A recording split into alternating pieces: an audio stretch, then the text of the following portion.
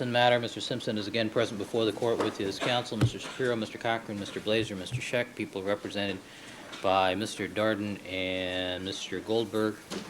Jury is not present. Counsel, anything we need to chat about before we invite the jurors to join us? Yes, Your Honor. We wanted to discuss the issue of the phenolphthalein test yesterday afternoon. And All right, let's do that at the conclusion of the cross-examination because we're into a different section now. All right, Deputy McNair, let's have the jurors, please.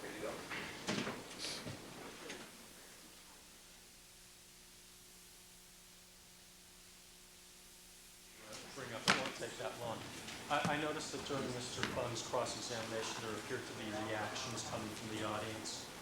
I can't tell exactly where they're coming from, but they are clearly audible. And I'd ask that the court try to put an end to that. I don't think that's... There were two rather short reactions to two sections. That's correct. All right, but they were brief and they ended immediately without any action by the court. I just ask that the court admonish the audience that there should be no noise, no reaction during the examination of any witness. All right. I think the court's order is already in place. And I think the audience is aware of their obligations. All right, let's proceed.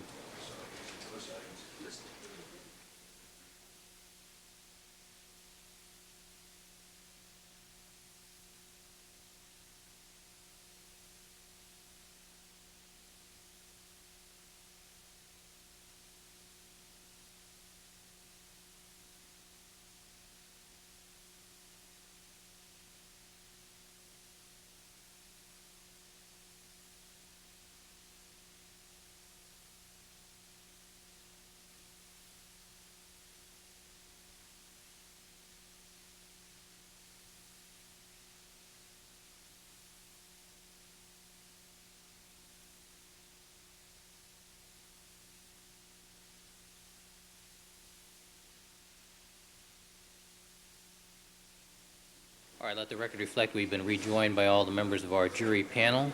Good morning, ladies and gentlemen. Mr. Fung, would you resume the witness stand, please? All right, good morning, Mr. Fung. Good morning. You're reminded you're still under oath, sir. Mr. Fung is undergoing cross-examination by Mr. Scheck. Mr. Scheck, you may continue and conclude your cross-examination. Thank you, Your Honor. Morning, ladies and gentlemen of the jury. Morning, Mr. Fung. How are you today, sir? Good morning. Mr. Fung, just to return briefly to one point, you recall that we discussed Barry Fisher's book, Techniques of Crime Scene Investigation. Yes. And you indicated that you were familiar with at least one edition of this book. Portions of one edition, yes. And that you had considered this text in the formation of your opinions as criminalist. Yes. I'd like to call your attention, sir, to a passage that I did not find yesterday with respect to Fisher's views on the collection and preservation of bloodstains. And I'd call your attention to the first paragraph here on page 227. All right, have you shown that to counsel? I think he has the book. Certainly. Why don't we take this opportunity, Mr. Fung, you can read the paragraph, see if you're familiar with that. What page, counsel? 227.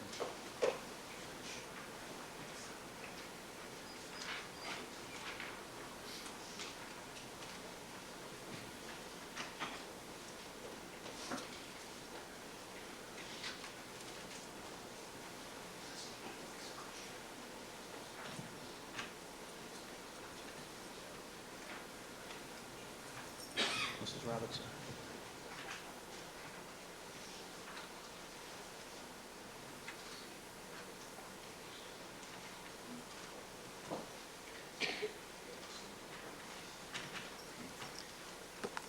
Mr. Fung, you agree that this is a section in Fisher concerning the collection and preservation of bloodstains.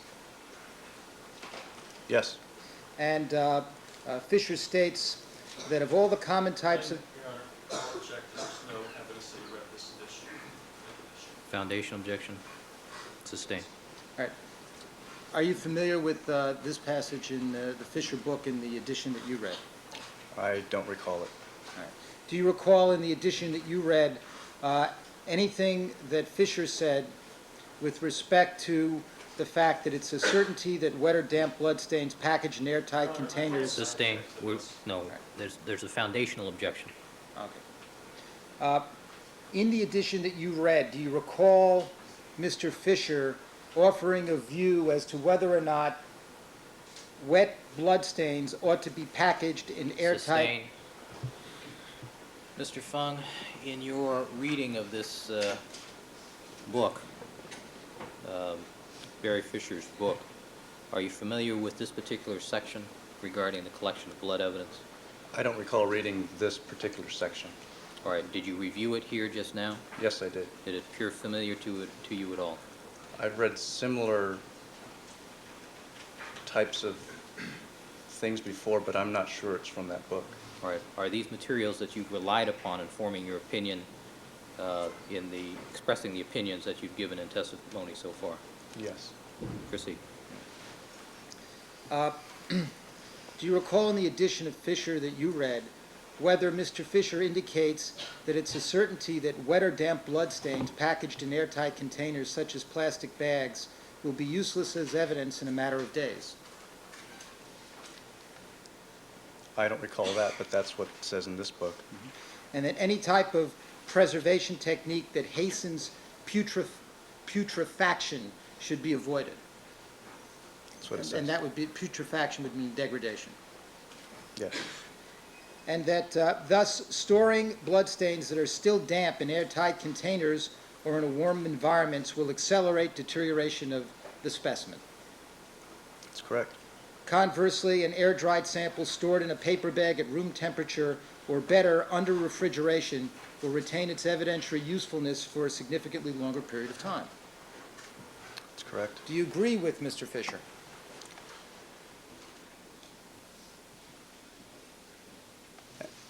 Mr. Fisher is referring to final packaging in that section, and I do agree with that.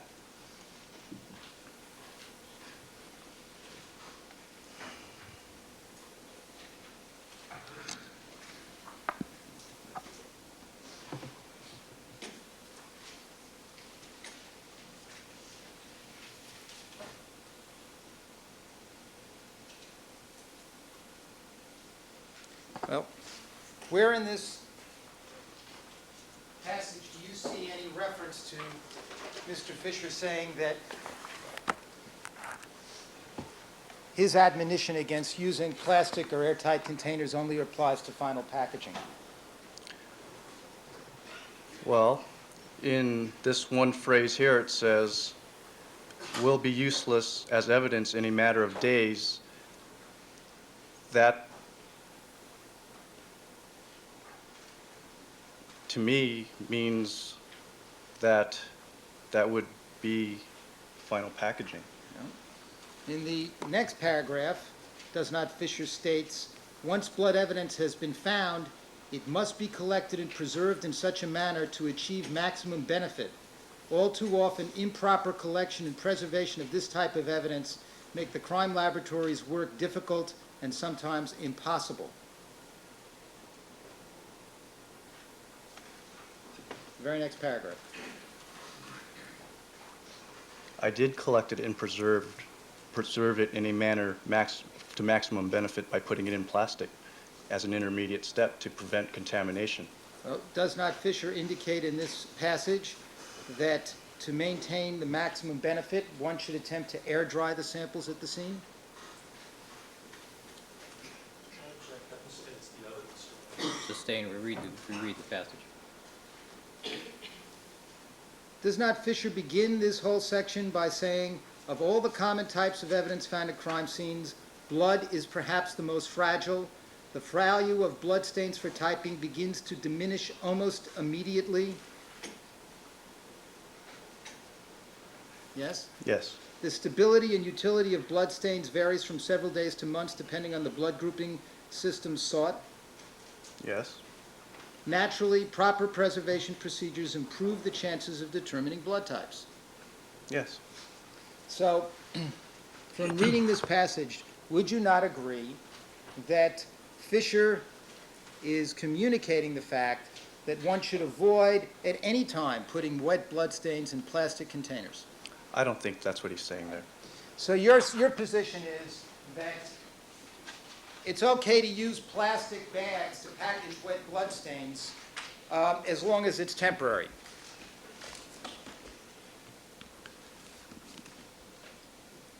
What do you mean by temporary? Well, what do you mean by temporary? Well, council's the one that used it.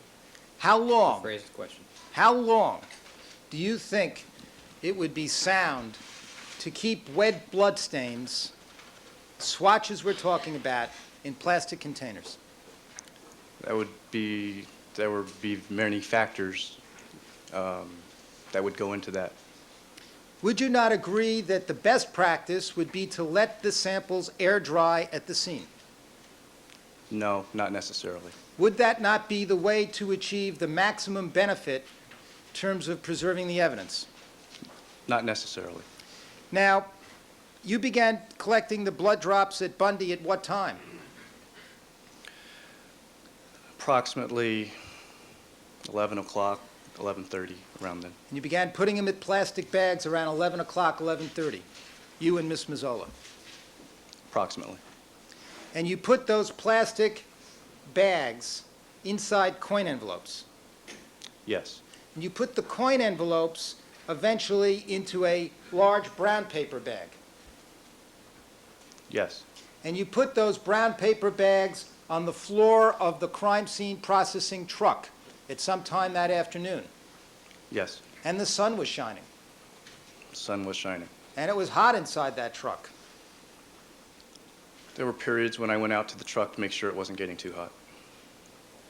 But, well, by what means? By opening the doors and waving your hands there? Periodically, I would go to the truck to see if it was getting hot or not. Well, it was getting hot, wasn't it? It was getting warm. And you did not begin the process of taking those wet bloodstains out of those plastic bags until around 6:30 in the evening. Yes.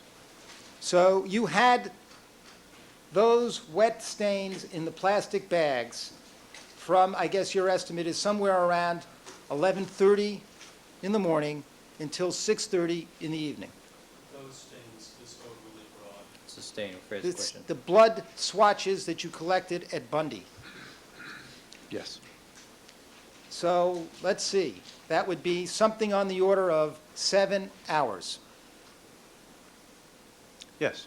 Is that your interpretation of temporary storage? My goal was to get the blood I collected into the drying state by the evening, and I accomplished that goal. And I feel that is a proper, or that was the proper way to collect and preserve that evidence. Is there a refrigerator in the crime scene processing truck? There is one, yes. Didn't use that. No. That is because the refrigerator doesn't, well, it stops working after several hours. It doesn't keep working.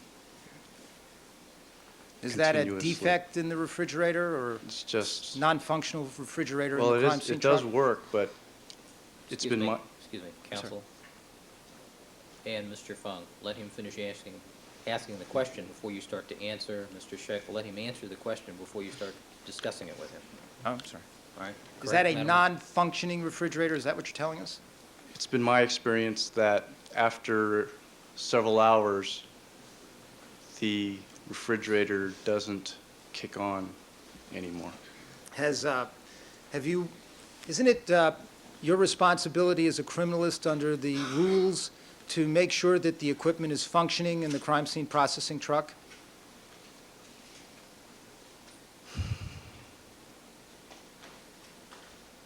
As best I can.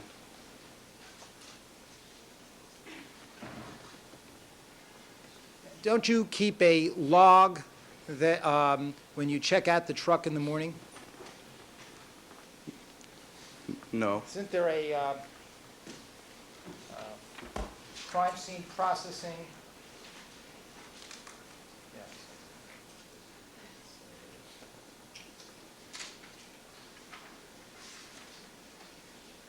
Isn't there a crime scene truck supplies checklist? I believe there is one, yes. You've seen it, haven't you?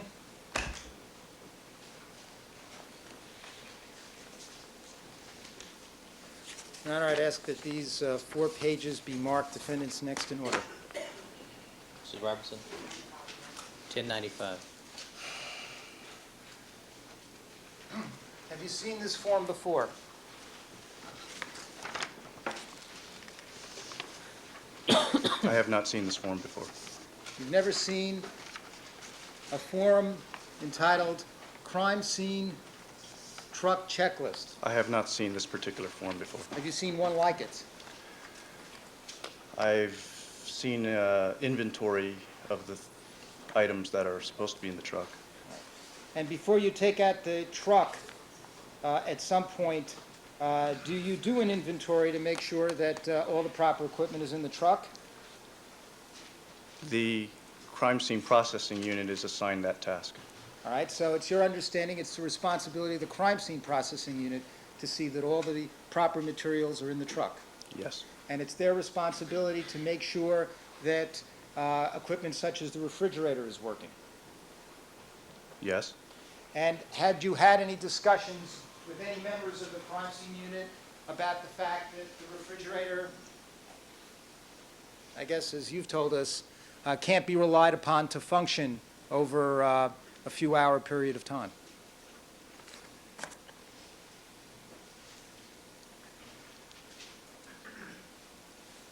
When the truck, the battery just doesn't work after a long period of time.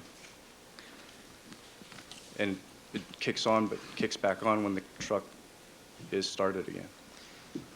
Now, Mr. Fung, you are now a criminalist 3.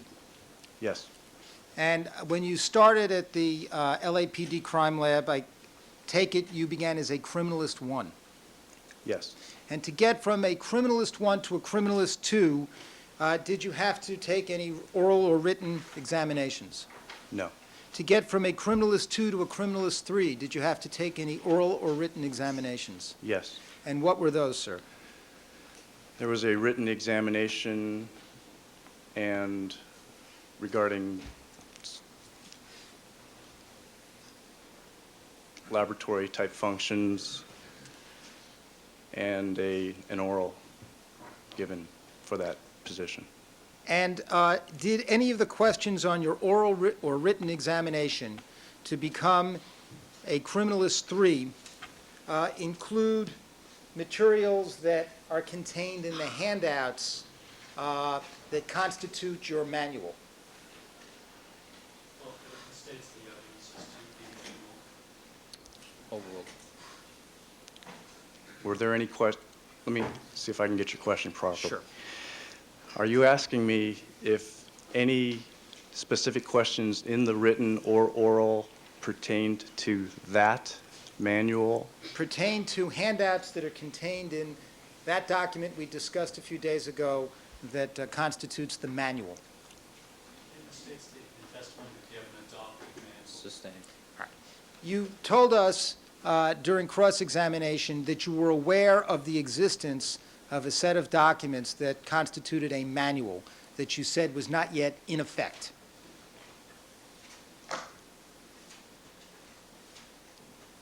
Yes.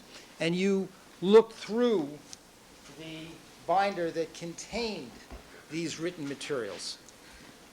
Yes, I did. My question to you, sir, is when you took the examination to become a criminalist 3, oral and written, did it contain questions on the materials that you saw when you looked through that binder that is the manual? I don't recall any specific questions related to that. In other words, any of the documents that you saw in this manual that you say is not yet in effect did not pertain to the documents in the manual? I don't recall any specific questions that related to that manual. Or Do you recall- adopted manual. I'm sorry, are you finished, sir? My apologies. Did you recall any questions in your examination concerning the collection of biological samples such as blood for purposes of subsequent genetic or DNA testing?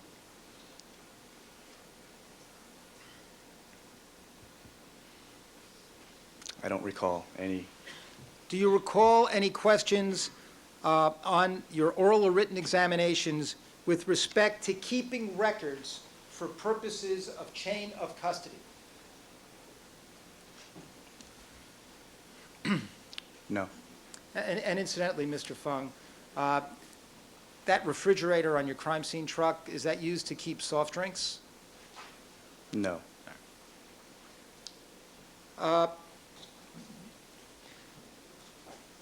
Now, are there records of the courses that you took at the LAPD laboratory? Are there records? Yes.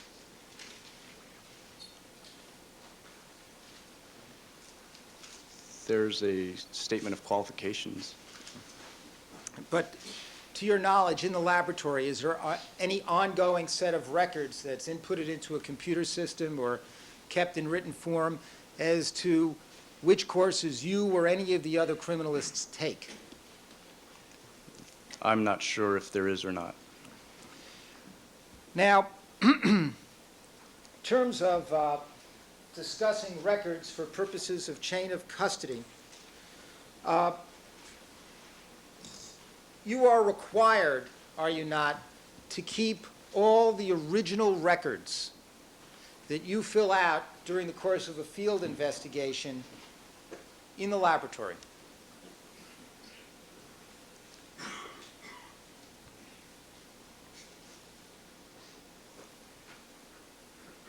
I wouldn't say all of them, no. Well, aren't you supposed to keep in a place that's accessible to supervisors and other criminalists in the laboratory a set of documents that represent the original records that you fill out during the course of a field investigation? Vegas is too supposed to. Correct. Rephrase the question. To your knowledge, is there a requirement that criminalists are supposed to keep original records, crime scene such as the crime scene checklist, in the laboratory so that supervisors and other criminalists can get access to them? Still vague. Oh, well. The crime scene checklists, when completed or when the person is done with the crime scene checklist, is filed in an area where that type of information is stored. Right. And that, when you say those records, we're talking here about the original documents. Talking about the crime scene checklists. But yes. when I say original documents, I mean the actual documents that were filled out by you and/or Ms. Mazzola in this case at the scene and subsequently. At this time, it's unintelligible question. Oh, well.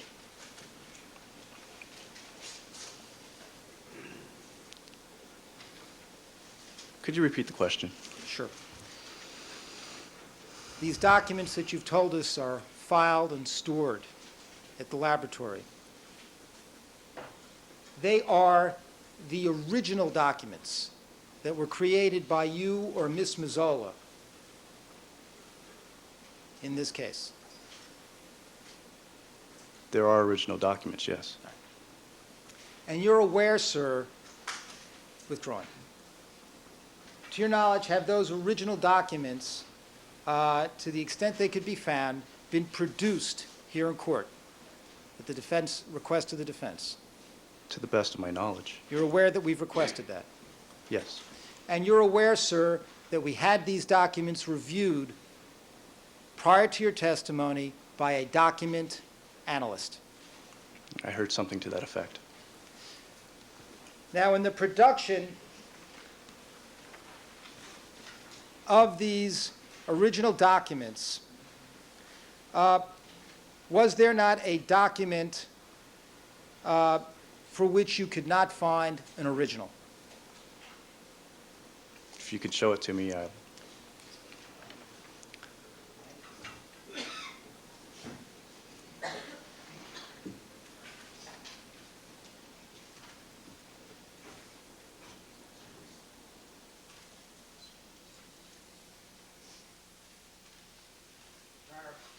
To my recollection, I think the prosecution might have introduced a copy of this document, but just for the sake of clarity of the record, I'll ask that this document be marked defendant's next to order. 1096.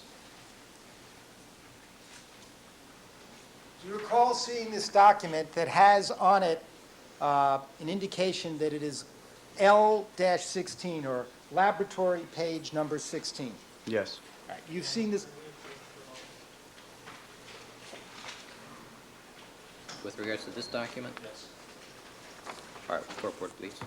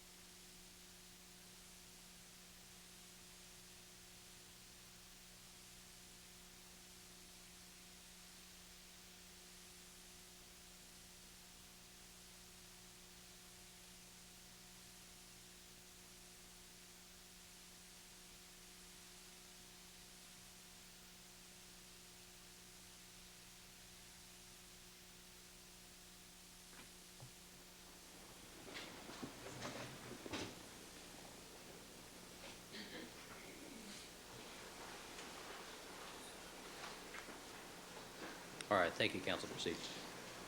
Do you recognize any of the handwriting on this document? Yes, And whose handwriting is it? it's mine. And did you not look at this document and refresh your recollection as to what you did with samples on June 14th and on June 15th when you were testifying on direct examination? I may have. I don't recall if I did or not. All right. This document is undated. That's correct. Do you know when you filled in this document?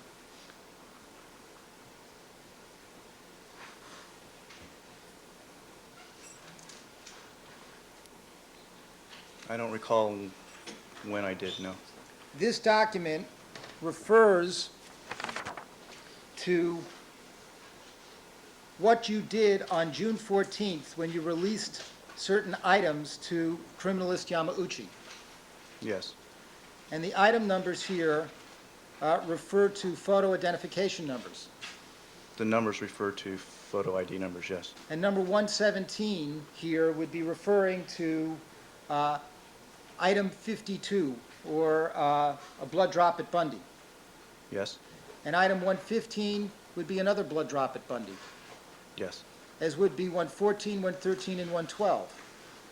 yes, And 107 and 106 were red stains you took in an effort to get exemplars from the victims at the scene, correct?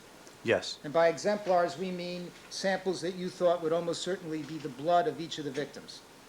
yes, And then the next notation here concerns receiving from Mr. Yamauchi on June 15th a blood vial made up of the blood of Nicole Brown Simpson. yes, And then the next notation refers to June 15th and a series of, now what are item numbers? yes, So in the last entry here, you're now not using photo ID numbers, you're now using item numbers. I believe the photo ID numbers and the item numbers are the same in those cases. And these, you're referring here on June 15th to turning over to Mr. Yamauchi samples 23, 34, 25, 31, 33. Yes, Those are samples from the Bronco. let me check.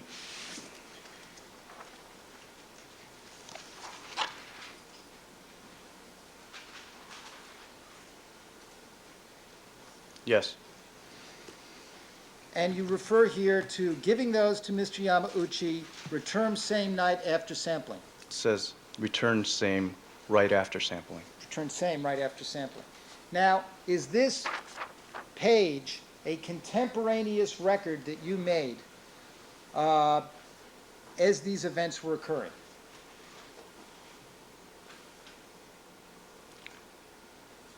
I don't know if this was contemporaneous or not. I may have copied this onto this page from a scrap of paper or something.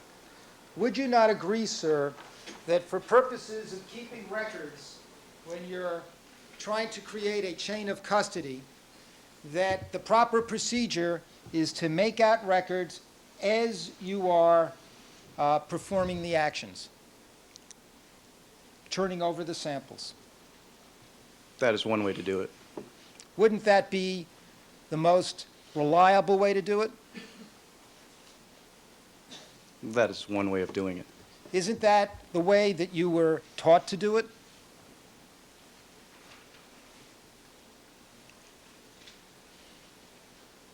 That is one way, yes.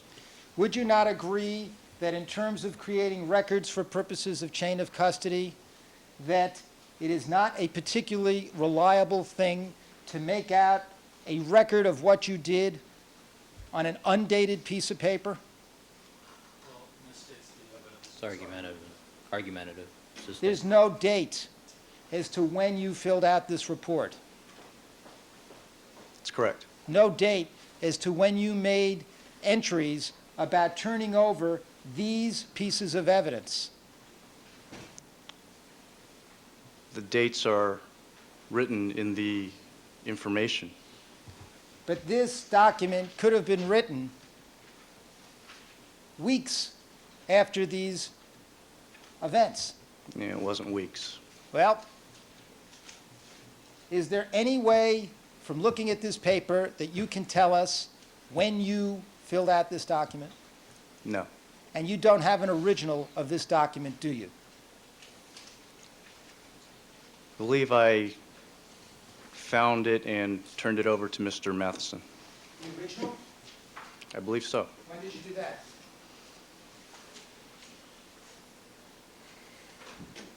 A 2 weeks ago, maybe 3 weeks ago. I don't remember. You certain of that? Yes. Well, it's vague as to what he's certain about, but he turned it over. Well, let me ask you, are you certain that you turned that over to Mr. Matheson 2 or 3 weeks ago, the original of that document? Something like that. Where did you find the original? It was in here. It was in your, what you're referring to now is what? It's my notebook.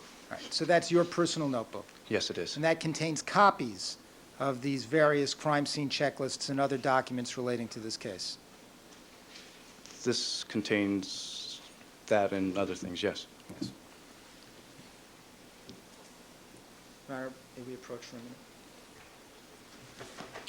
I think this is something we can take up when we conclude with this. Well, I just want to make a brief record on this point right now. The record exists.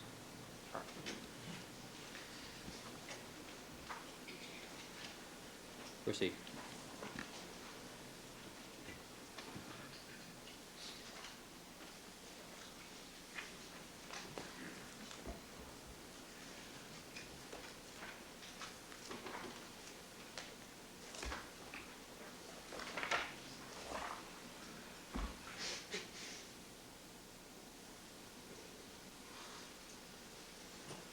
To your knowledge, was the original of that document turned over to the district attorney's office? I don't know if it was or not. Now, your reports with respect to field investigations are supposed to be reviewed by a supervisor.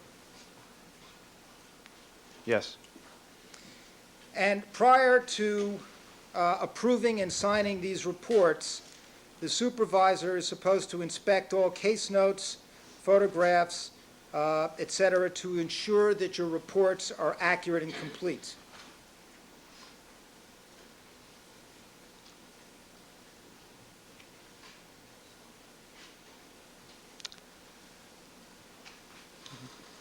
yes.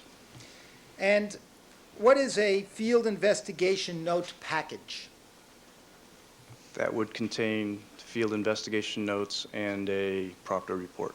So that would include the crime scene checklists that we've been discussing during your testimony. Yes, It would include the vehicle search checklists that we've been discussing during your testimony. yes, It would include the evidence collection sheets that we've been discussing during your testimony.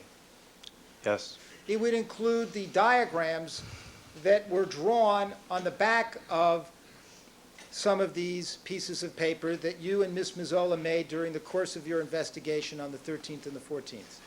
yes, And isn't it required that the field investigation note packages must be submitted prior to filing at the lab to the supervisor of the trace analysis unit for review?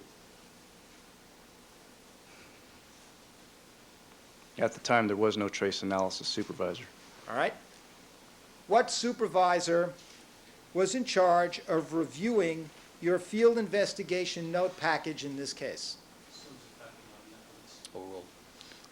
My property reports were reviewed by Mr. Matheson. What about the crime scene checklists? Who reviewed those? I don't know. To your knowledge, were they given to anyone for review? Copies were given to lab management. Are you aware that deficient note packages are supposed to be corrected and supplemented by involved employees and subsequently filed and stored? Assumes the fact not known, that's his phrase. I'm asking him if Overruled. he's aware of that. Overruled. That has been a practice, yes. And would that lab management include Michelle Kessler, the head of the laboratory? She's the crime lab director. And to your knowledge, was she reviewing your work in this case? I don't know if she reviewed or how much of it she reviewed. Was she discussing your work in this case with you in the week of June 13th to June 20th? I don't recall if she did or not. To your knowledge, did anyone at the laboratory in a supervisory position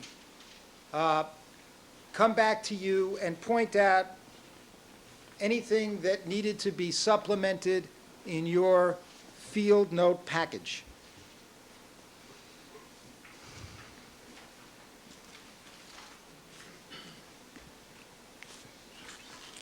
Not that I can recall. Now, ordinarily, when you book something at the laboratory, you go through certain procedures. Book an item of evidence. Yes. And this would include swatches that were collected from bloodstains, Yes. and certain physical items of evidence, such as the glove and the hat that were collected in this case. Yes. And the ordinary procedure is that a DR number is bought by one of the detectives in the case. Yes. And after the DR number is bought, you can begin to book certain evidence in a place called the Evidence Control Unit. Yes. And the Evidence Control Unit is a certain room at SID. It's more than just a room, but it is a section of SID. It's a section of SID. And when you book an item of evidence in a case, what happens is that the people at ECU will stamp it with a date. I don't know what they do once I give it to them. Well, haven't you ever seen an item of evidence booked at ECU? Yes, I have. I mean, you do that all the time, don't you? Yes. And don't you recall that at ECU, when they get either a paper bag or an envelope or something of that nature, that they will put a stamp on it that gives the date? I bring my evidence to property. I sign my name next to a register. The station officer or property officer reads the report, makes sure that they can book or understand what's on the report, and I leave. I don't stick around and see what they do. So you've never noticed a timestamp on it? I never have, no. Have you ever noticed at ECU that they will put a barcode on the item of the packaging of the item of evidence when you turn it over to them? I have noticed barcodes, yes. And you're aware that when the barcode is put on the item of evidence, that item is then put into a computer tracking system.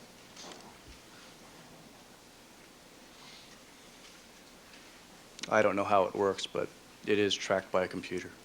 Well, once an item of evidence is booked at ECU, are you aware of how criminalists at SID would then obtain that package for subsequent analysis?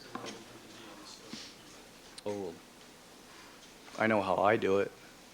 Well, you've worked in trace analysis. Yes, I have. And if you're working in trace analysis and you want to get an item of evidence that's been booked in a case, you have to go to the ECU. When I worked in trace analysis, ECU was not in existence. Have you worked in any unit where you have to go to ECU to obtain an item of evidence? The unit I work in now, I occasionally have to go down and pick up items from ECU. And when you pick up an item from ECU, the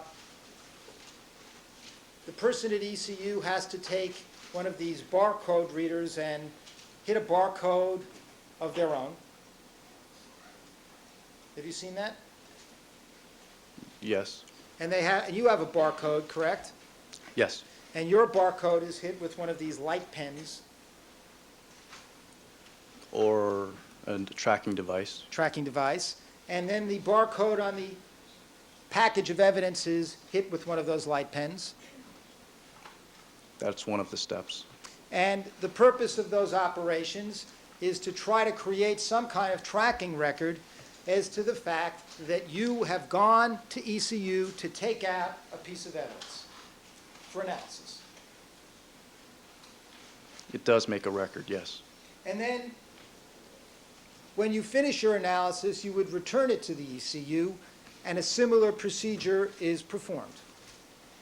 Yes, And it is by that method that, to your understanding, items of evidence are tracked at SID. that's one of the methods. Now, with respect to the evidentiary items in this case, they weren't, the ones you collected at Bundy on June 13th, they were not booked until June 16th. That's correct. No, final booking was not until June 16th. In other words, this process of taking the package with the barcode on it and handing it to the person at ECU was not done until June 16th. I did not do that until June 16th because my property reports were not written or completed until that time. But the point is, sir, that until June 16th, these items were not put into that computer tracking system at SID. They couldn't be because the property report wasn't prepared yet. They couldn't be because they had not yet been formally booked, or to use your phrase, finally booked. They were not placed into ECU at that time. And by placing them into ECU and having at least the barcode put on it and the evidence tracking procedure begun, that's what's ordinarily meant by final booking, to use your phrase. Final booking, yes.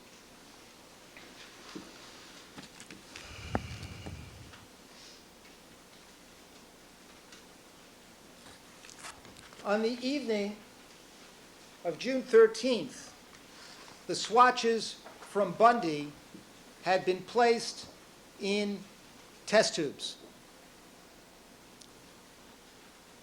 Yes, The swatches from Rockingham had been placed in test tubes. yes, They were put inside coin envelopes. yes, They were laid in a cardboard box top, laid down. they were lit. It was more than one box top, but yes, Those box tops were put in a cabinet in the evidence processing room. yes. That cabinet was unlocked. The cabinet was unlocked, however, the door to Was the the evidence cabinet processing room unlocked? was Wait. locked. You need to let him finish the answer. Well, I thought he did, and he No, was he was- volunteering, Your Honor. I Well, thought then his- there's an appropriate motion, and don't interrupt me either, My apologies. I'd moved to strike the last part of his answer. as being non-responsive. Yes. Yes, granted. Jury is to disregard the last part of the answer. Proceed. Question was the cabinet locked or unlocked? Was the cabinet locked, yes or no? There is no lock on the cabinet.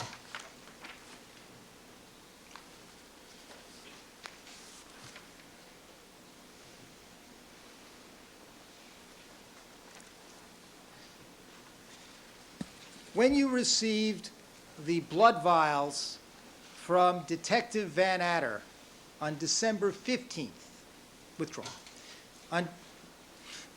My apologies, got the wrong year, the wrong month. Take a deep breath. Okay. On June 15th, you received some blood vials from Mr. Yamauchi. Yes, A blood vial containing whole blood from Miss Nicole Brown Simpson. that's one of the vials. A blood vial containing whole blood from Ron Goldman. Yes, These vials, when you received them from Mr. Yamauchi, did they have blood streaking over the top of the vial on paper that was covering the vial? I don't recall.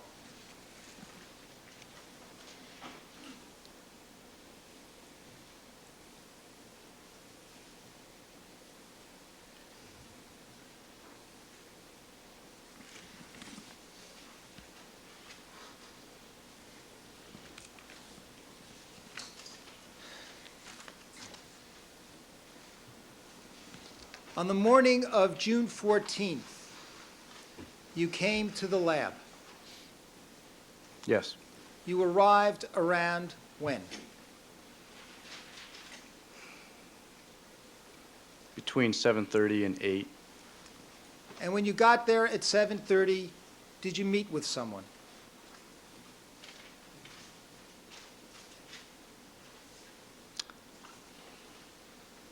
Met with several people. Who did you meet with?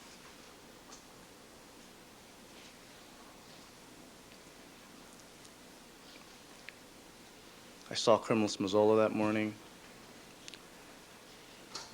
Detective Lang, Criminalist Yamauchi, and Mr. Matheson, to name a you- few. I'm sorry? To name a few.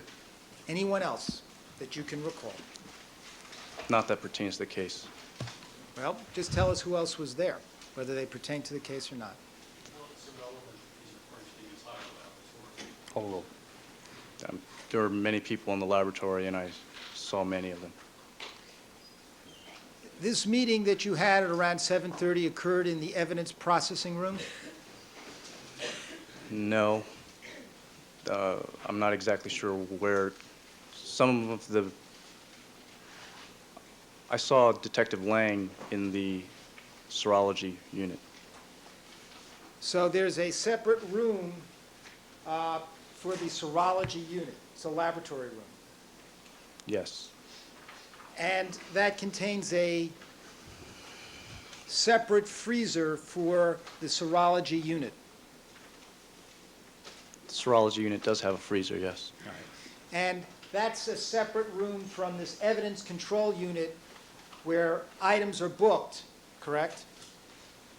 Where the booking process takes place, yes. And after items are received in the evidence control unit, there's a freezer where they might be stored. Could you repeat that? The evidence control unit has a number of different places where items of evidence are stored. Yes.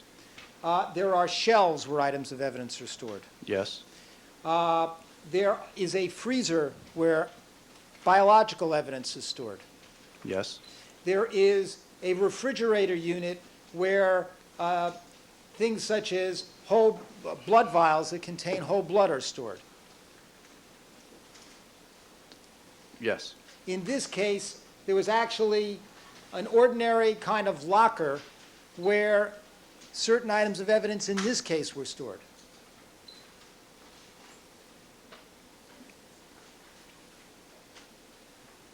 Are we talking about the evidence control unit or the Yes. evidence processing room? Evidence control unit.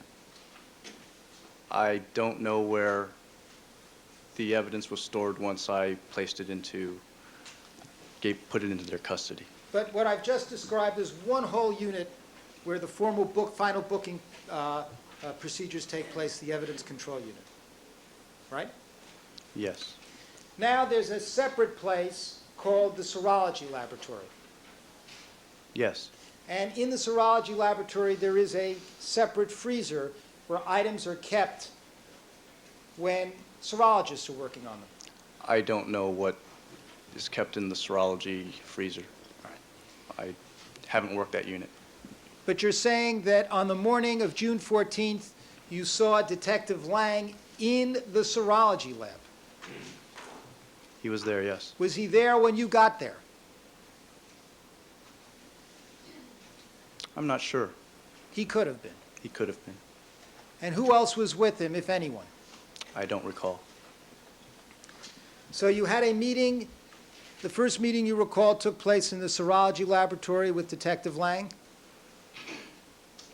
I don't know if it was the first, but it was one of the meetings. All But right. I- Where else did meetings take place that morning at around 7:30? Well, I can't say if it was at 7:30 or not, but I can tell you different meetings that occurred that morning. If you can, sir, give us your best recollection of who you met with and where you met with them from the moment you arrived at the serology lab on the morning of June 14th. Sustain, rephrase the question. Can you tell us who you met with and where you met with them when you first arrived at the serology laboratory on the morning of June 14th? In the serology lab, Detective Lang, Mr. Matheson, and Criminalist Yamauchi were present. And you had a discussion at that time? All Yes. of you? You discussed the items of evidence in this case? To the best of my recollection, yes. Detective Lang indicated which items he wanted analyzed first? I don't know if he was involved in that, in specifying which items he wanted to be analyzed. Do you recall Detective Lang indicating that he wanted the blood drops found at Bundy analyzed right away? He may have said something to that effect. And you took away from that conversation, I'll make a motion to strike the witness's answer. It's calling for speculation. No foundation. Overruled. Overruled. So you may have said something to that. do you recall whether Detective Lang was indicating with some urgency that he wanted the blood drops at Bundy analyzed right away? It's asked and answered. Overruled. He wanted a priority put on it. Did he want a priority put on the analysis of the Rockingham glove? I don't recall if that was one of the items he specified or not. Was there an agreement at that meeting as to what items should be analyzed immediately?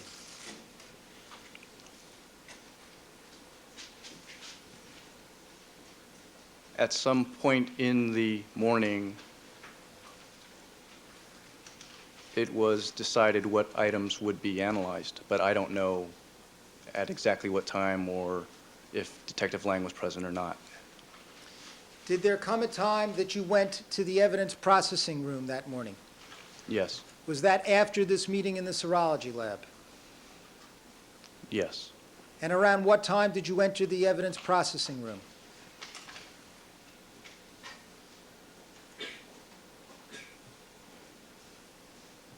Approximately 9:30, somewhere in there.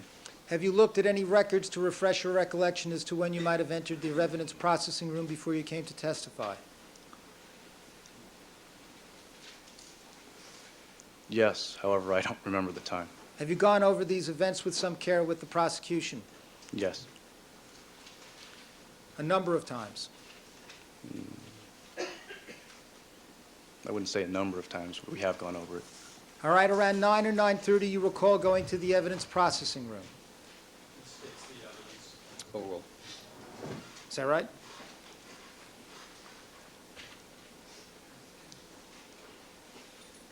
That's about the time, yes.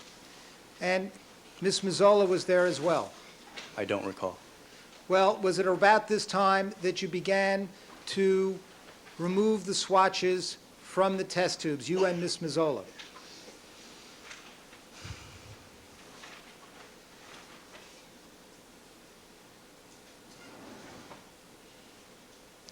It was in that time frame, yes.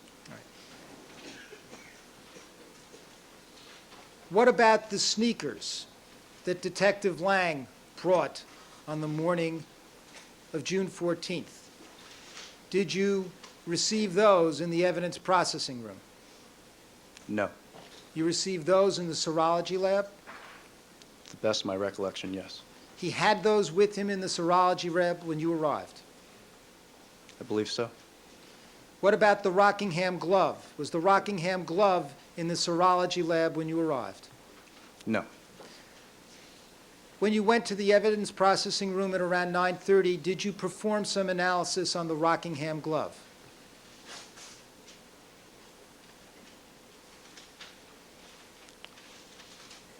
I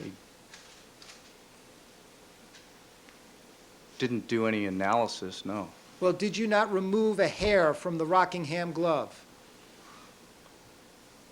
Yes, I did. Was that one of the first things you did? Was that the first thing you did when you got into the evidence processing room that morning? I don't recall what the order of events was. So you don't recall whether or not you removed the hair from the Rockingham glove before or after the process began of removing the swatches from the test tube?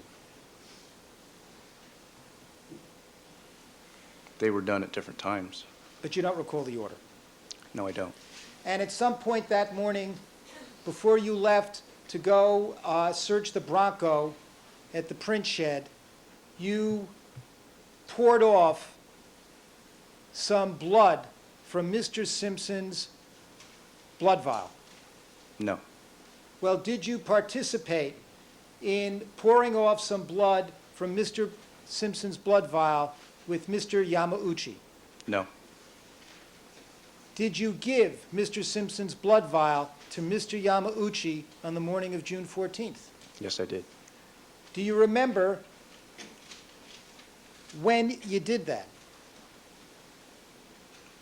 In terms of the order of what withdrawn. Let's start it this way. Did you hand Mr. Yamauchi Mr. Simpson's blood vial in the evidence processing room? I gave him the package, You gave him the package. the gray envelope, yes. Was the gray envelope sealed? Not at that point. Did you reach in and take out the blood vial and hand it to Mr. Yamauchi? I gave him the package. Were you present when Mr. Yamauchi took the blood vial out of the package? I don't recall if I saw him do that or not. Now, at some point in the evidence processing room, Mr. Yamauchi began cutting samples out of the Rockingham glove.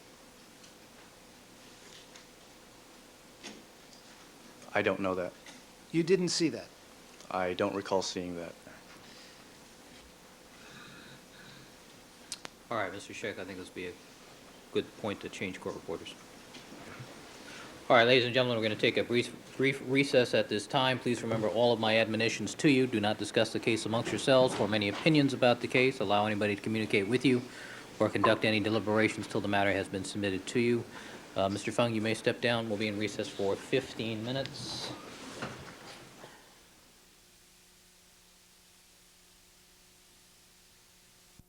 Back on the record in the Simpson matter, all parties are again present. Deputy McNair, let's have the jurors, please.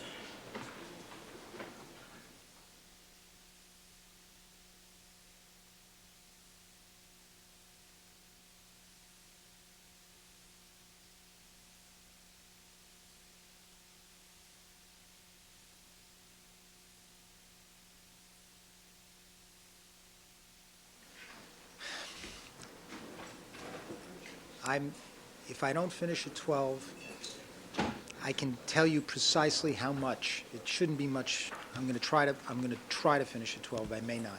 All right, let me see you with It the would only court be a reporter. half hour more after that. Are the jurors on their way?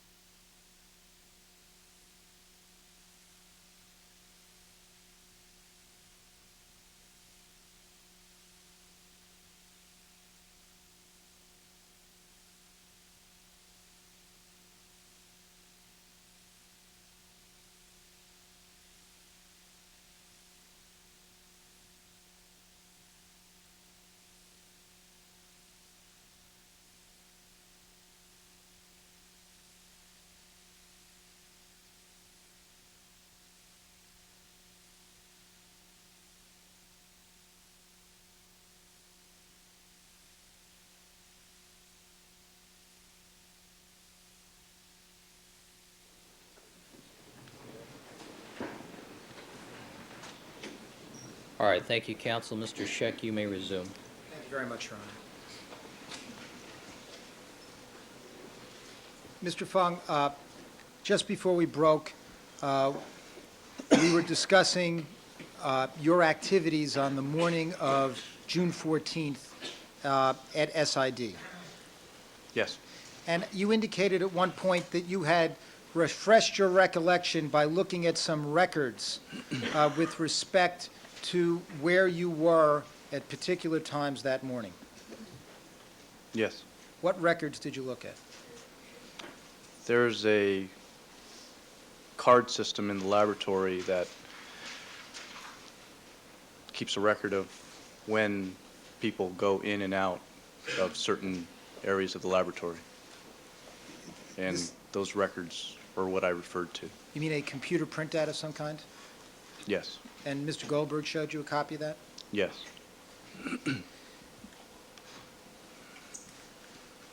Mr. Fung, I noticed that on direct examination, you were not asked whether Detective Furman showed you 4 red stains on the bottom exterior of the Bronco door on the morning of June 13th. Sustained. It's not a question, counsel, it's testifying. The jury is to disregard that last question. Ask a question, Mr. Scheck. Were you asked on direct examination, if you recall, about whether Detective Furman showed you 4 red stains on the exterior of the Bronco door on the morning of June 13th? Not relevant. As phrased, that's correct. Sustained. Ask him if the events occurred on June the 13th, not whether or not he was asked the questions. That's irrelevant. Have you spent, in your preparation time with prosecutors,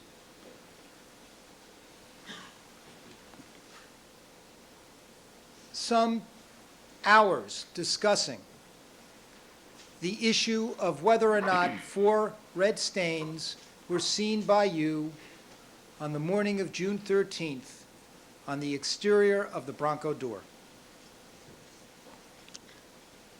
I wouldn't say hours. I wouldn't even say 1 hour. I wouldn't even say more than 5 minutes. The issue, however, arose. Yes. Was there any discussion with you as to whether or not you should discuss the question of whether you saw 4 red stains on the exterior of the Bronco door on the morning of June 13th? I don't understand that question. Was there any discussion of whether or not you should testify on direct examination as to whether or not you saw 4 red stains on the exterior of the Bronco door on the morning of June 13th? I don't know, or I didn't tell Mr. Goldberg, and he didn't tell me that he would be asking me those questions specifically. So in other words, in your review sessions for your direct examination, you did not anticipate being asked that question on direct? Sustained.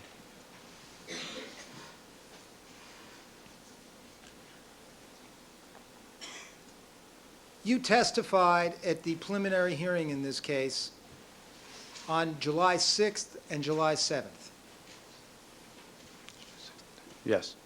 Prior to your testimony on July 6th, do you recall that Detective Furman testified on July 5th?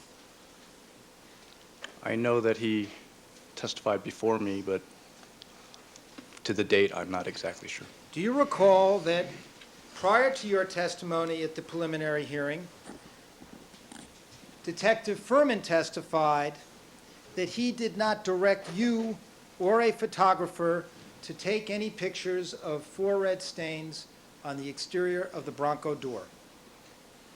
I don't recall any of his testimony from the preliminary hearing. Are you aware at this trial Detective Furman testified that he did show you 4 red stains at the bottom exterior of the Bronco door on the morning of June 13th. That misstates the testimony. Sustained.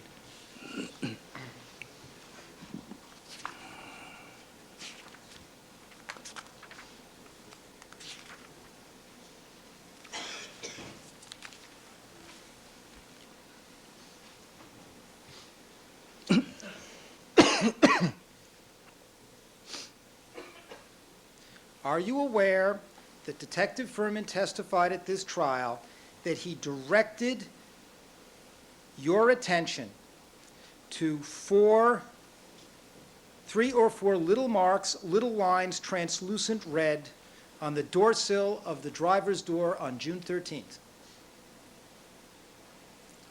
I don't know what his testimony was.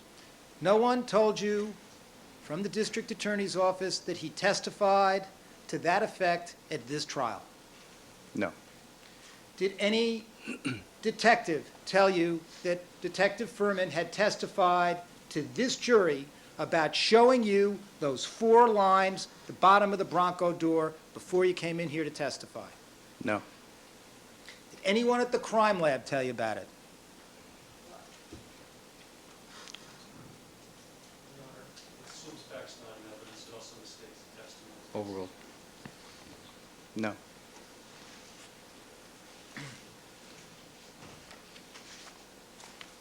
Your Honor, counsel's going to read. If you want to consult the testimony, it's at page 18550 of the direct. Proceed. Thank you, Your Honor. Okay, Mr. Fung, let me ask you directly. On June 13th, in the morning, did Detective Furman point out 4 red lines, red stains, to you on the bottom of the Bronco door? I don't recall him doing so. When you say you don't recall, are you saying it didn't happen? I'm not saying that. I'm saying I don't recall if he did or if he didn't. Right? If you had seen 4 red stains on the exterior of the Bronco door on the morning of June 13th, you would have taken a photograph of them, would you not?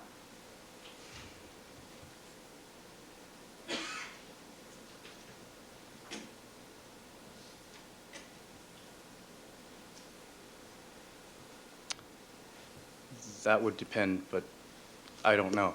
But that would depend on the circumstances. Let's try these circumstances.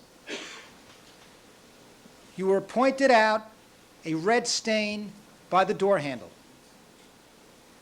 Yes.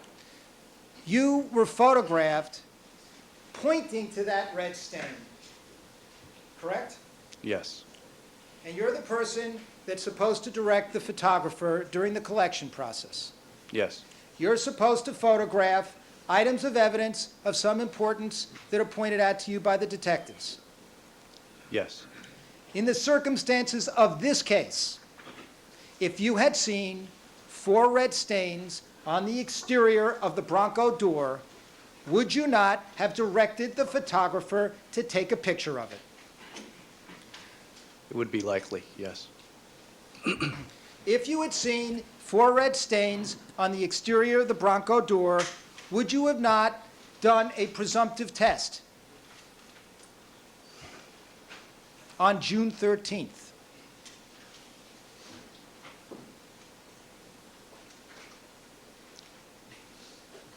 Possibly. If it was necessary, I would have. If you had seen 4 red stains on the exterior of the Bronco door, would you have not swatched them?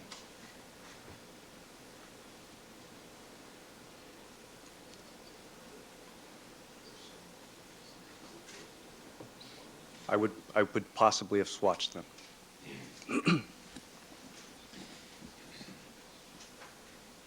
If you had seen 4 red stains on the exterior of the Bronco door, would you not have included that observation in your reports for that day?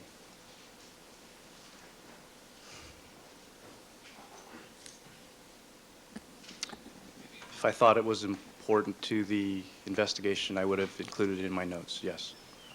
Looking back at the circumstances of this case, would not those 4 red stains have been an important detail that you would have certainly included in your notes?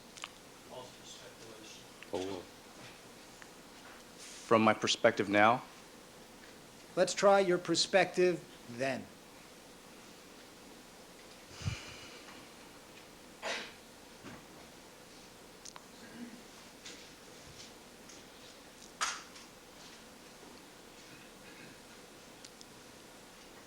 I don't recall my exact state of mind then, but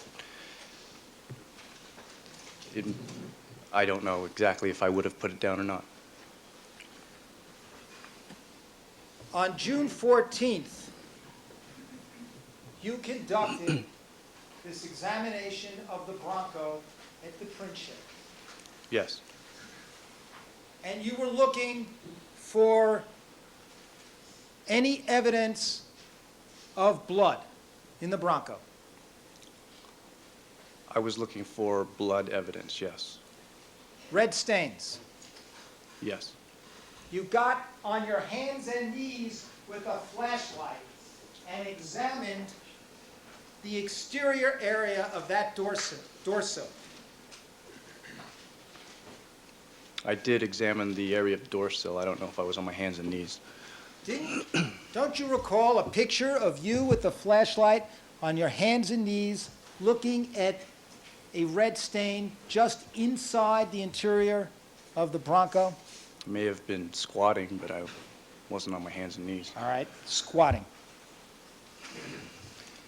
All right, I'd like to display a picture now that I've shown to the prosecution.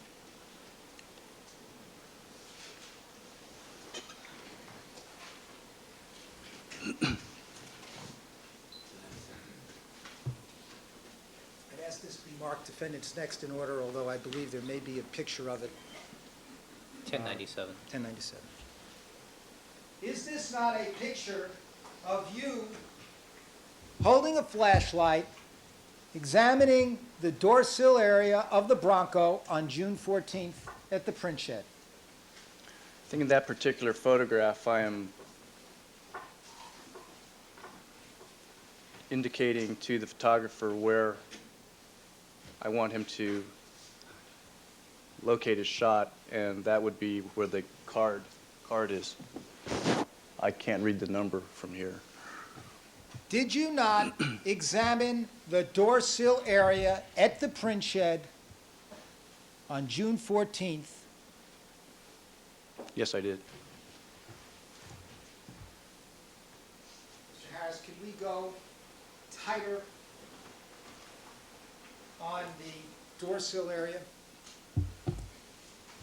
Right where the door is opening?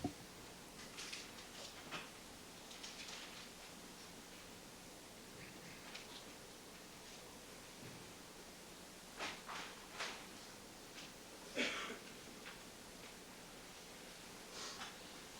don't think that's marked with identification. Yes, 1097.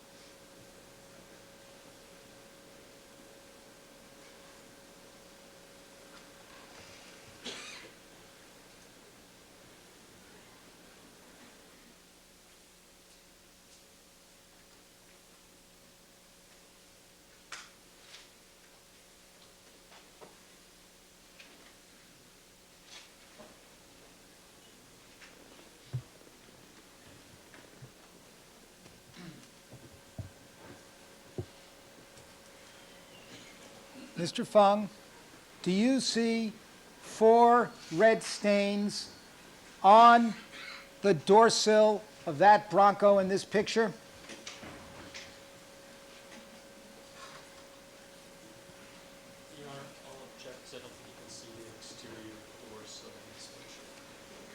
Overruled. It's washed out. The white area is very washed out. Can't even make any detail out in any of that portion. Let me put it directly to you, sir. On June 14th, when you examined the Bronco, did you see 4 red stains on the dorsal of the Bronco? Your Honor, I object to counsel's tone of voice. I also object as this does not refer to the area that was related to the testimony by the I object to that Overruled. objection. It's a speaking objection, Your Honor. It is a speaking objection. Proceed. My question to you, sir. On June 14th, did you see 4 red stains anywhere on the exterior of the Bronco door? There were stains present, but I did not collect them. It's your testimony, sir, that you saw on June 14th, at the print shed, 4 red stains on the exterior of the Bronco door. That's not what I said. Sustained. On June 14th, did you see 4 red stains on the exterior doorsill of this Bronco?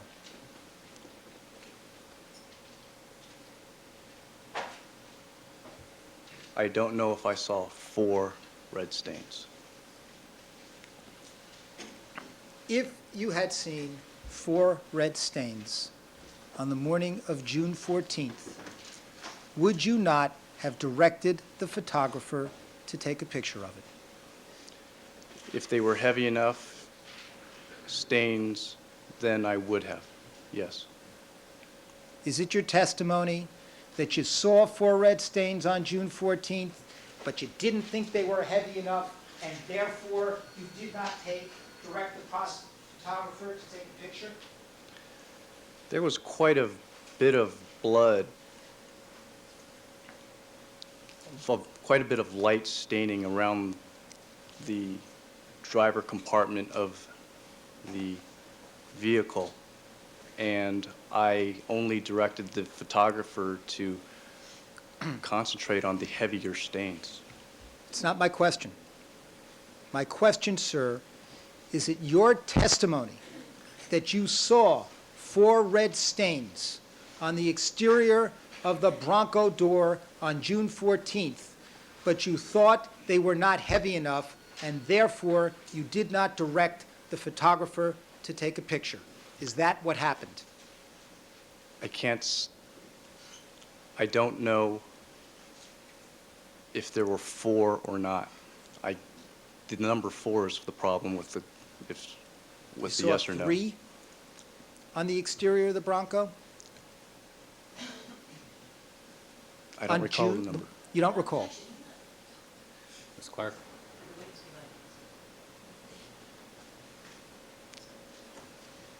That's twice Please for re- this witness. Please repeat it. All right, Are you repeat the saying, question. my apologies, are you saying that you saw 3 red stains on the morning of June 14th? Overruled. No, I'm not saying that. Are you saying you saw 2 red stains?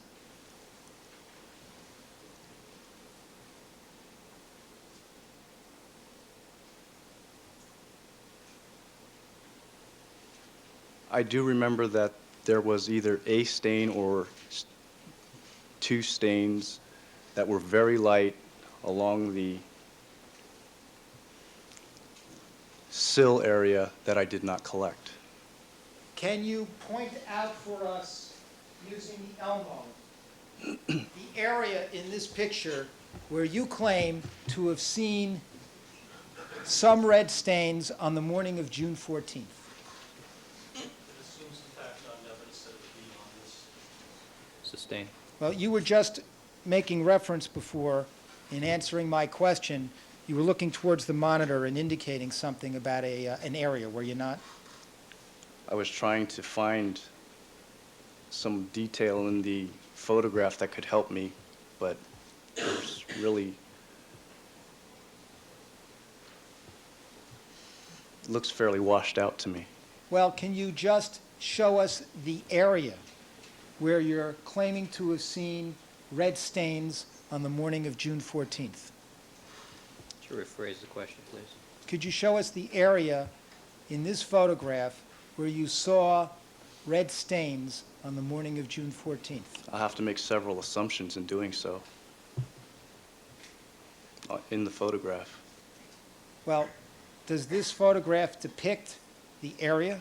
It does, but it does not show sufficient detail for me to point out specific areas. Well, can you just direct the pointer to the area as best you can? As best I can, making some assumptions.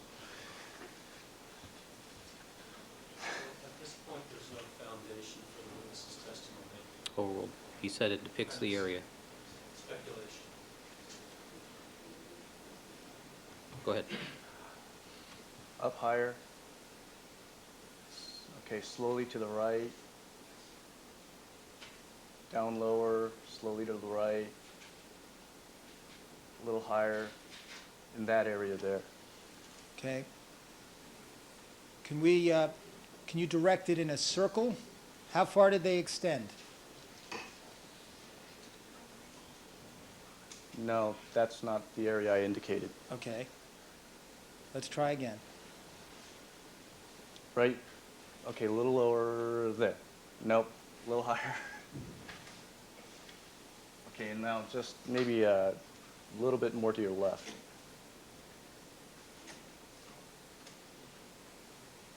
A little bit more to the right. Okay, now you're covering it. That's just about the area. Okay. Can we print that and make that appendix next in order? 1098. 1098, Mrs. Robertson? 1098, next in order defense. Thank you.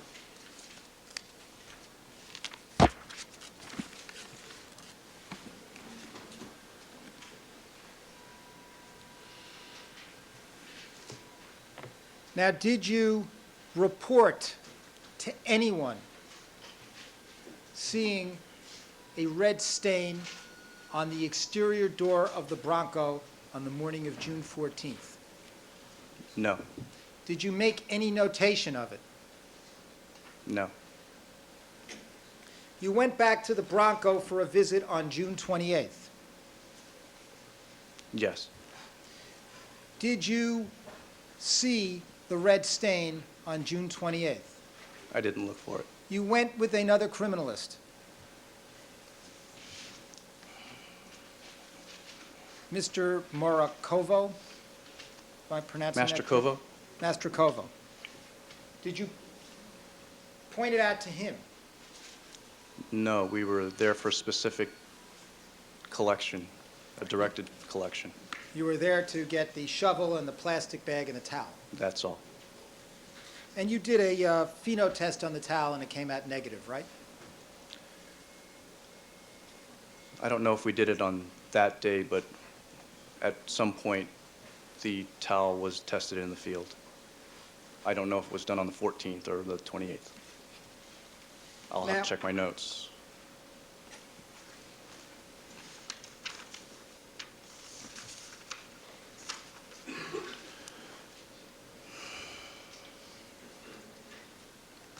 That was, the towel was tested on the 14th of June.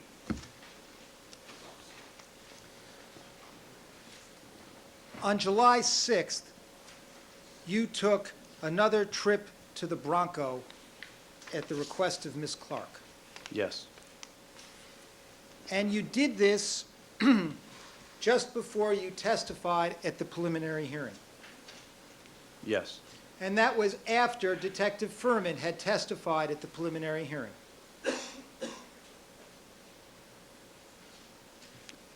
yes, And you were informed by Ms. Clark that Detective Furman had testified to seeing 4 red stains on the exterior of the door sill. She didn't name Detective Furman by name, but she did say detectives had seen them, and she would like me to do a presumptive test on those areas. And did she tell you on the morning of July 6th that one detective had testified to seeing it, these red stains, and two other detectives had testified at the preliminary hearing that they hadn't seen it? No. She didn't indicate anything to you about a conflict in testimony? She just requested me to look specifically at that area and do a presumptive test on it. Now, this trip that you made to the Bronco on July 6th, you first revealed this in testimony at a hearing in October of 1994. Yes. And that was when you were called by the defense to testify.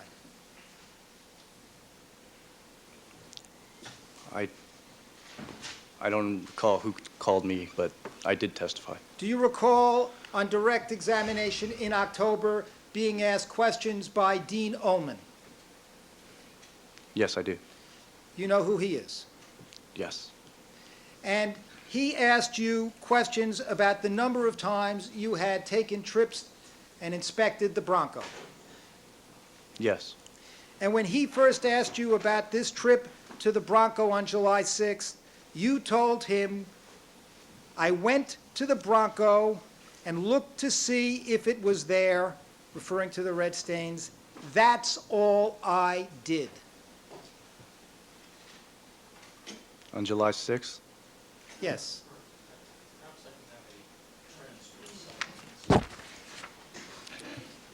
Page and line, counsel. Yes. It's the transcript of October 6th. And I'm referring to questions that begin at 2581. And maybe to make it easier, I'll start on line 1 of 2581, All right, and why I'll don't you read. let Mr. Goldberg catch up.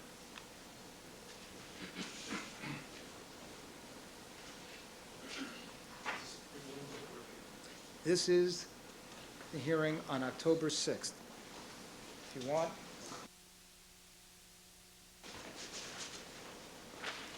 Here's a copy.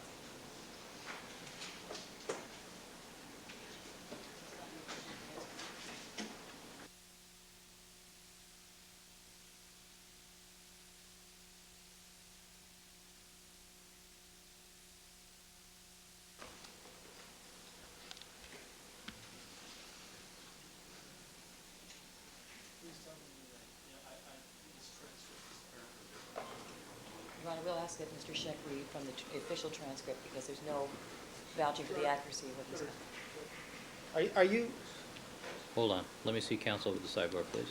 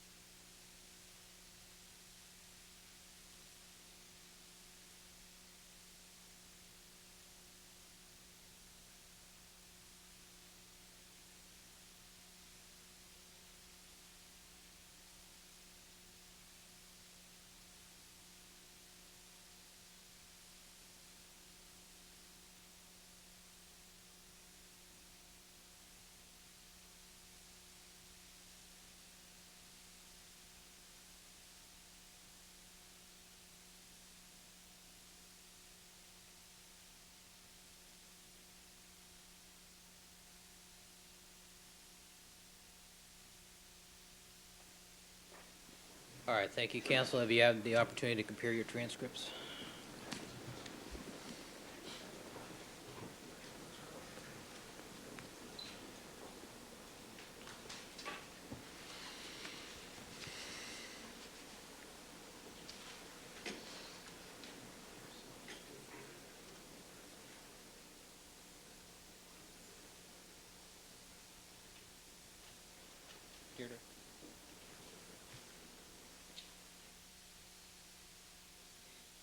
October This is October 6th. And for the sake of clarity, Your Honor, I'll begin actually at page 2580, line 23, which is the very beginning of the direct examination by Mr. Ullman. Question. All right, Mr. Fung, you participated then in 2 different searches of the Bronco automobile. Is that correct? Answer, yes. Question. 1 on June 14th at the print shed. Answer, yes. Question. And then a second one on June 28th at Vertel's. Answer, yes. Question. Did you visit the Bronco on any other occasion other than these 2 occasions when you were executing a search warrant? Answer, yes, I did. Question. When was that?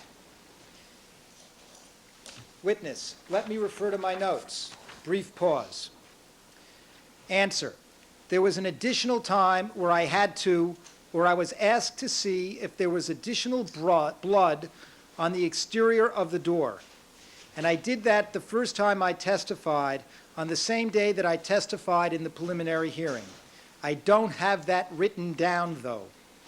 Question. Okay. So you have no record of having made another visit to the Bronco automobile to examine it? Answer, no. Question, you did not prepare any report to that effect? Answer, I went to the Bronco, looked to see if it was there, and that was all I did. Were you asked those questions and did you give those answers? To the best of my recollection, yes. Now, later on in your examination at that hearing, you were asked some questions by Ms. Clark.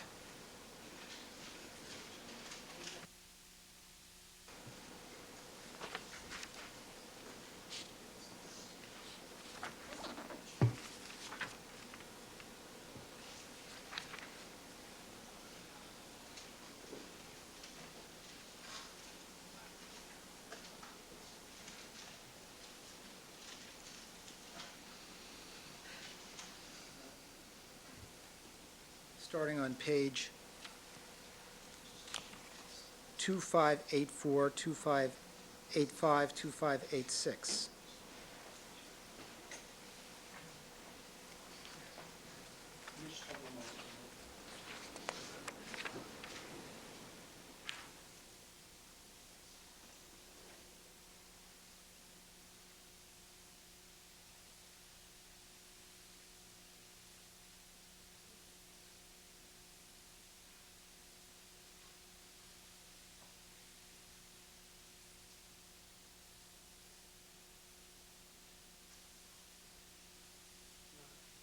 Need one moment to try to get our 2 transcripts to correspond, because we're reading up to transcripts.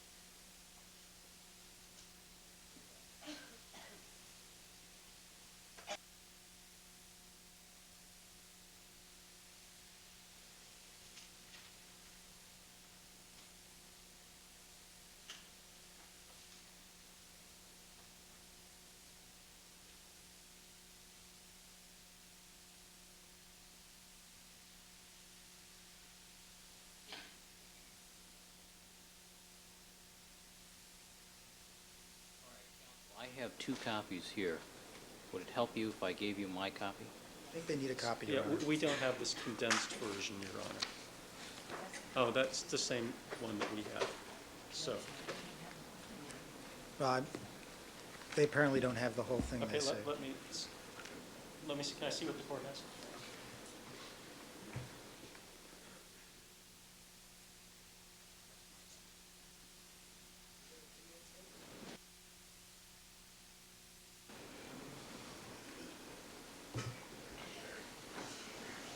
$25.84.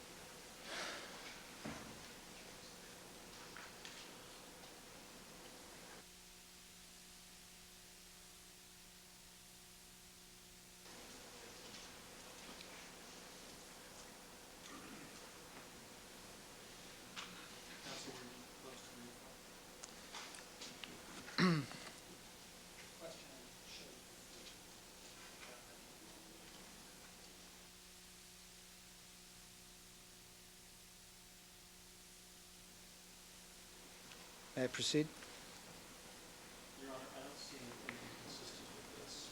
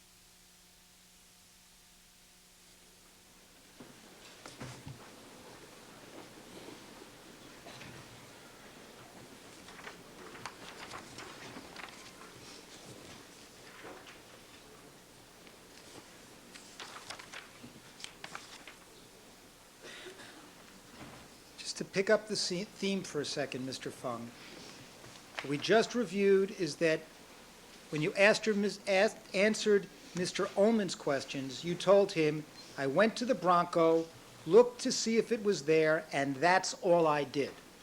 You recall giving that answer? Yes. Then when Ms. Clark asked you questions, you were asked these questions and you gave these answers. Question.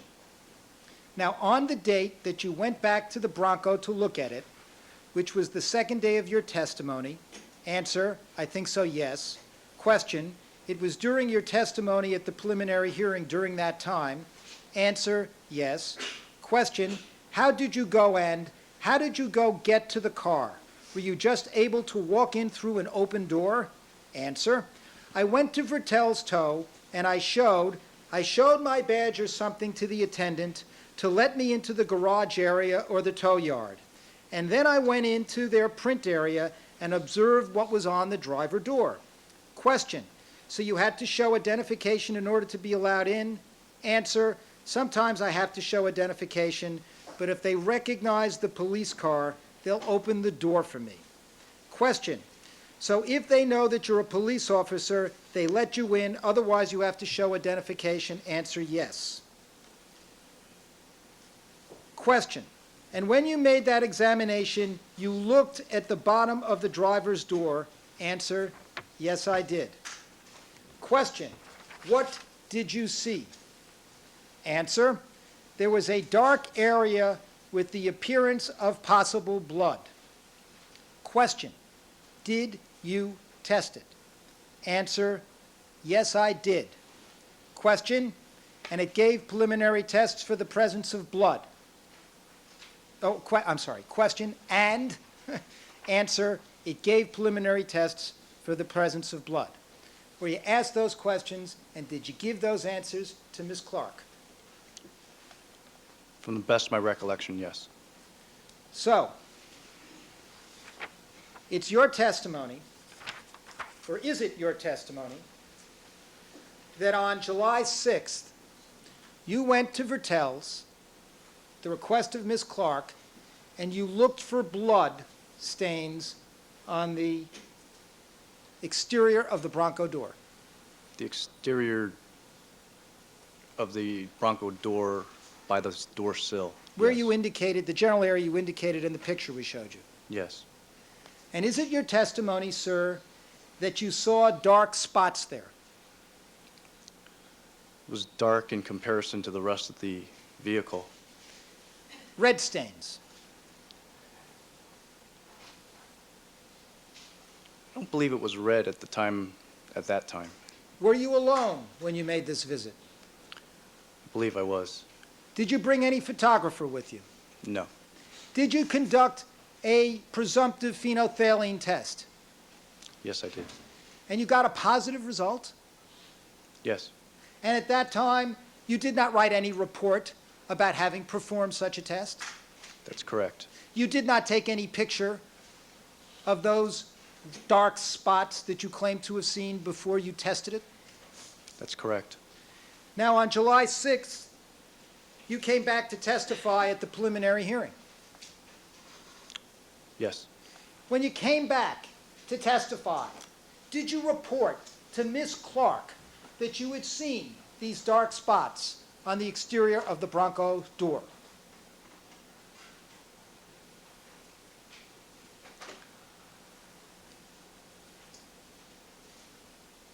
I don't know if I relayed that to her at that time or if I had relayed that information to her before. Well, you went out to look at this the morning of your testimony.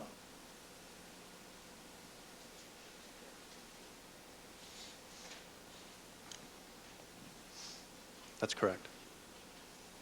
And are you saying that after looking at those dark spots, testing them for the presence of blood at Ms. Clark's request, that you did not immediately return and report to her what you had seen and what you had done?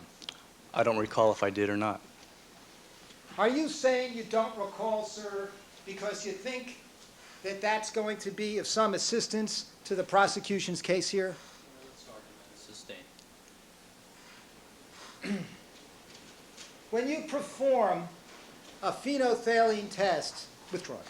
When you performed the phenolphthalein test on the exterior of the Bronco door on July 6th, you took a swab and you put some distilled water on it, Yes. and then you put that swab onto the dark spot you saw and removed some of it? A portion of it. Yes. Sure of it. Yes. Now, at some point, did you report to Ms. Clark what you had done on July 6th?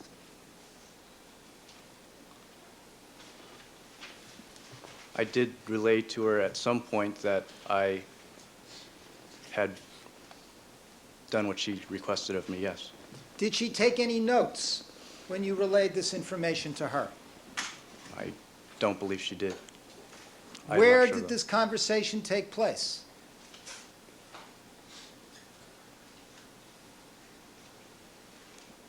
It was in the DA's office someplace.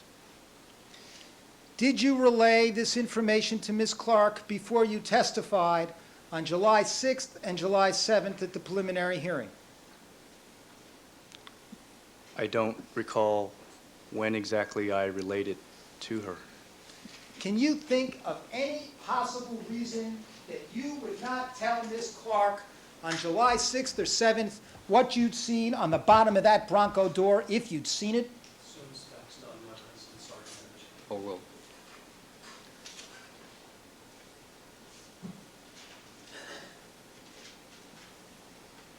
This was a minor thing in my mind. I didn't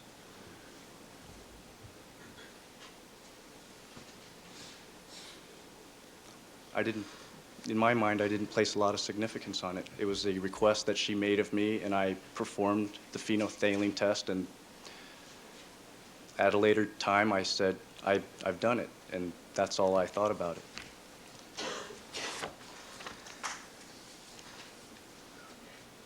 A minor thing.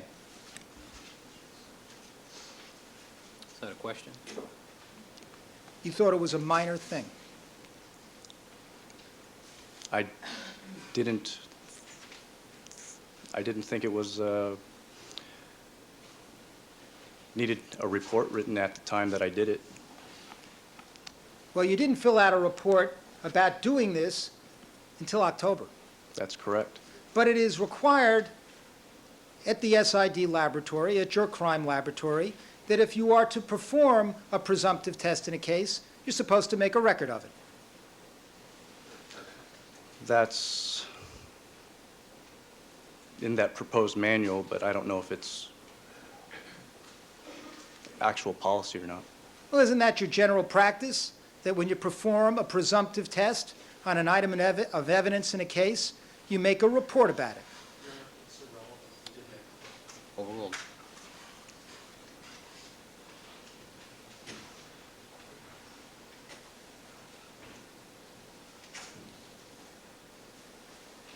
In certain instances, yes. You would make a report about it if it really happened, if you really went out there and saw those dark spots and did a presumptive test, right? I'm going to sustain the court's own objection to that question. Rephrase the question. Mr. Fung, would it not be your practice, if you had in fact gone out, seen dark spots on the door sill of the Bronco on July 6th and done a presumptive test, would it have not been your practice to make a report about it?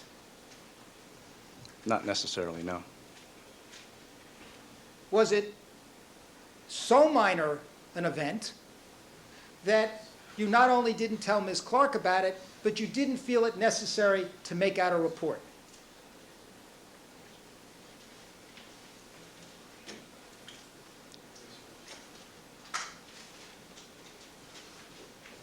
I told Ms. Clark about it at some point in time, I don't recall when, and eventually I did make a report.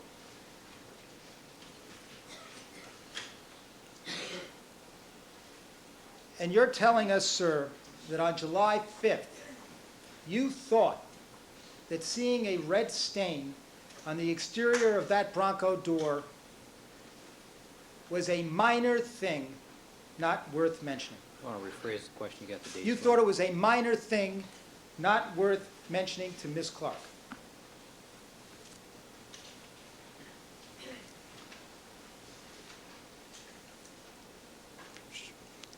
I may not have had the opportunity to sit down and talk to her about it. I don't recall when I talked to her.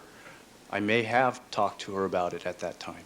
I don't recall when, though. Well, you testified at that preliminary hearing on July 6th and 7th.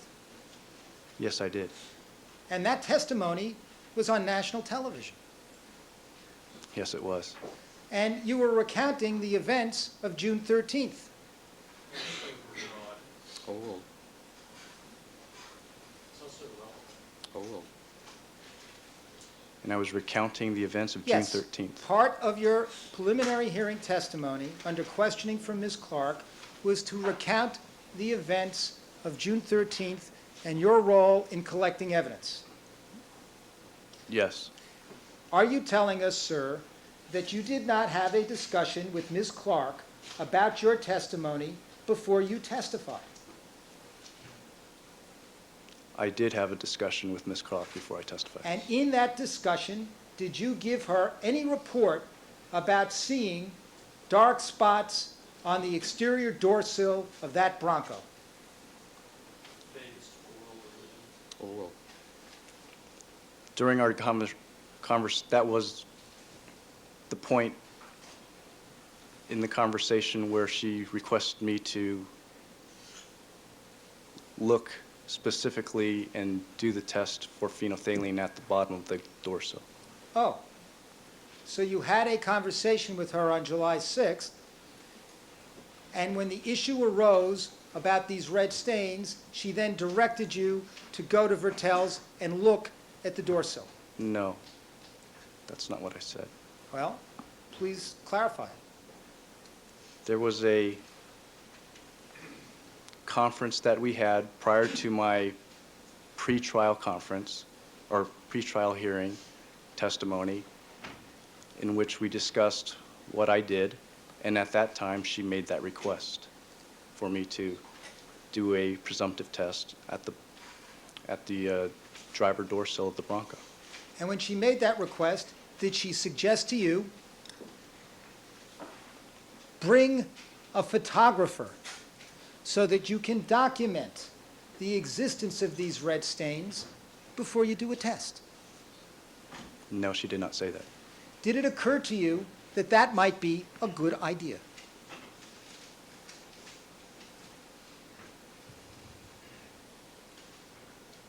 Not at the time, no. When you finished this test and your observations on July 6th, I ask you again, sir, did you come back and report to Ms. Clark before you testified on your findings?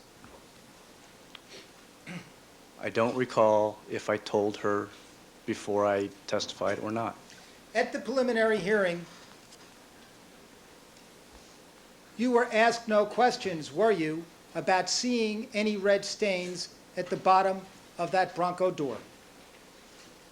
Your Honor, that's irrelevant when it's asked. Overruled. Do you I recall? don't recall.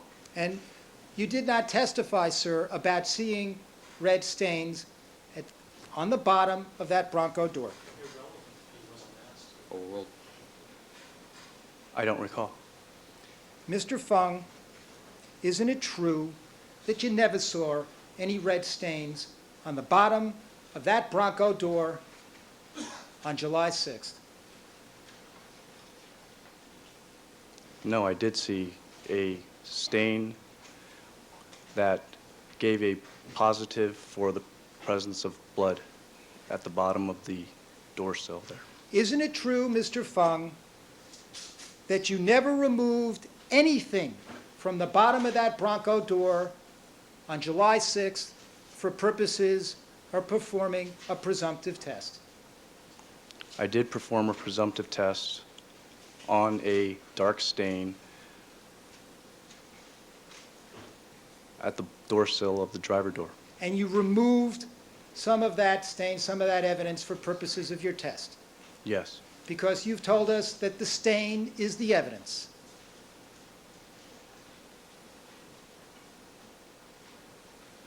Yes. And you're sure of that. Yes. You're as sure of that as the fact that when you took that envelope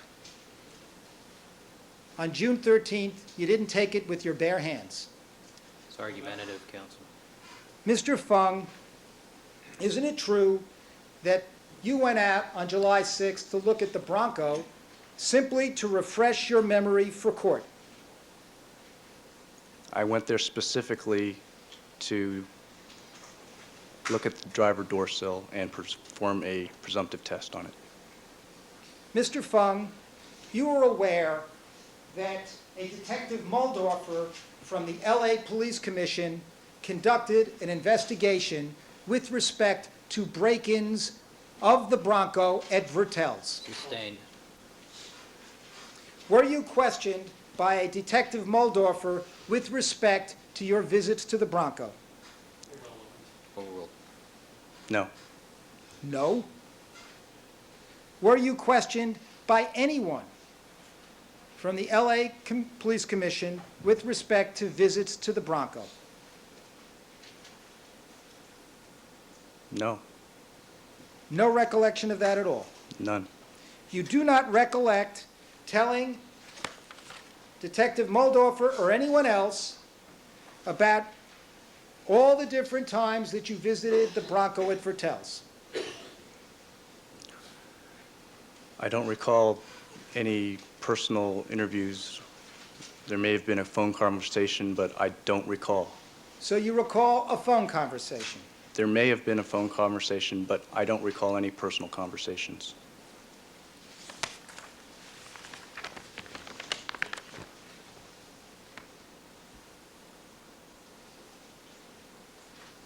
Did you not, on August 8, 1994, have an interview with Detective Muldorfer with respect to your visits to the Bronco?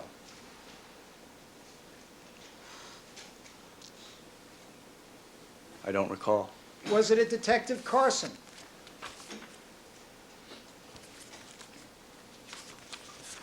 I don't recall any personal interviews. Did With you them. tell anyone on August 8th that you visited the vehicle on July 6th to refresh your memory for court?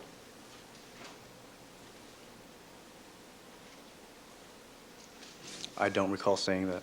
Did you tell anyone on August 8th that you did not remove any evidence from the vehicle on July 6th?